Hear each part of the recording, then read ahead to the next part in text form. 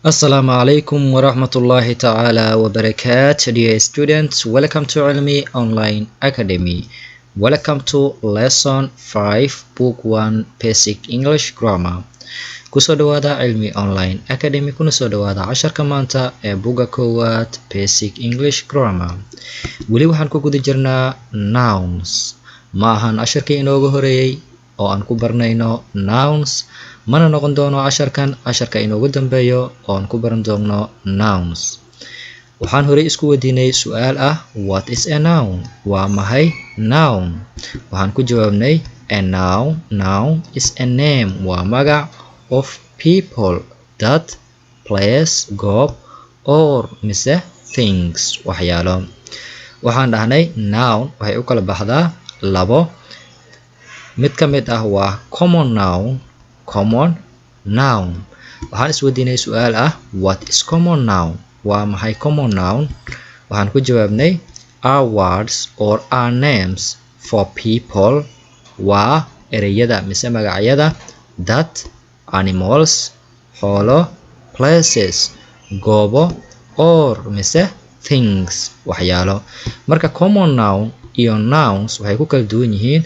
Common noun waa magaca guud ee dad, magaca guud ee xoolo, magaca guud ee goob, magaca guud ee waxyaalo. Noun micnaheeduna waa magaca guud ha ahaado mise magac gaar ha ahaado. Noun waa magac, common noun waa magaca guud. Casharadii hore waxaan kusoo baranay common noun for people, common noun for animals. Casharkii inoogu dambeeyay, casharkii afraad, waxaan kusoo baranay common noun for places. Casharka maanta ayaa ah casharka inoogu dambeeya oo aan ku baran doono common nouns for things. Common nouns for things. Maanta casharka waxaan ku baran doonaa examples, tusaalooyin of common nouns ah magaca guud for things ee waxyaalo. Waxaa ka mid ah basket waa dambiil. Drum waa durbaan. Bed sariir. Blanket busto. Cake doorisho ama doorishe. Bag boorso. Kite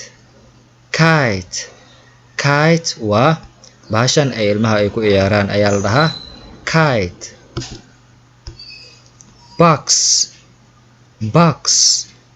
Box waa boxi mise kartoon. Ladder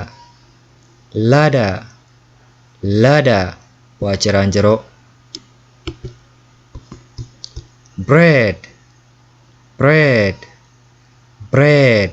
rooti. Lamp waa laambad. Can daasad. Picture waa sawir. Picture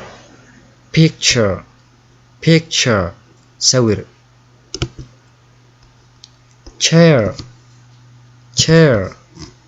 Chair waa kursi. Radio raadiyaha.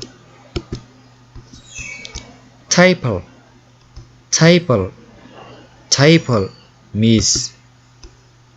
Television waa television. Cup waa koobka biyaha lagu cabo.